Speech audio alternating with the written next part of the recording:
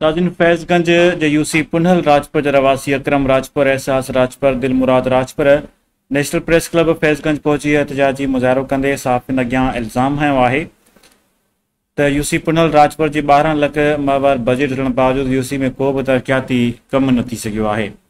अहमद खान चांग जी report मूजिबि उन मौक़े ते इन्हनि मीडिया सां ॻाल्हि ॿोल कंदे चयो आहे त चेयरमैन आहे जेको कमु थियो आहे सो अख़्तर जी चेयरमैन में असांजे ॻोठ में थियो आहे। उन खां पोइ जेको बि कमु उहो आहे सो हिन पंहिंजा घर बर ठाहिराया आहिनि। जेको सोलिंग हुयूं उहे बि ठाहे हिन पंहिंजियूं पंहिंजी भितियूं ठाहिरायूं।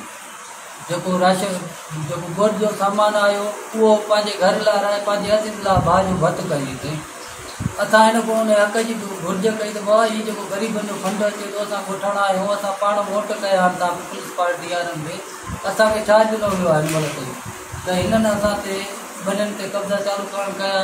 उन खां पोइ हला ॾिनई कुझु 23 तारीख़ ते असांजे घर ते हला करे ॿाहिरि ॾिनई, मूंखे ख़ुदि खे ज़ख़्मी करे वियो। अॼु जेकी कलक प्रेस क्लब में हू जेको माण्हू वठी आयो आहे त हिननि हथनि सां पाए ॾिनी आहे, उहो त विकंदड़ माण्हू आहे बाबा। उनजा खोड़ वाका आहिनि जेको हू सुधीर आहे जेको प्रेस में थो अचे त हिननि पंहिंजे हथ सां पाए ॾिनी आहे।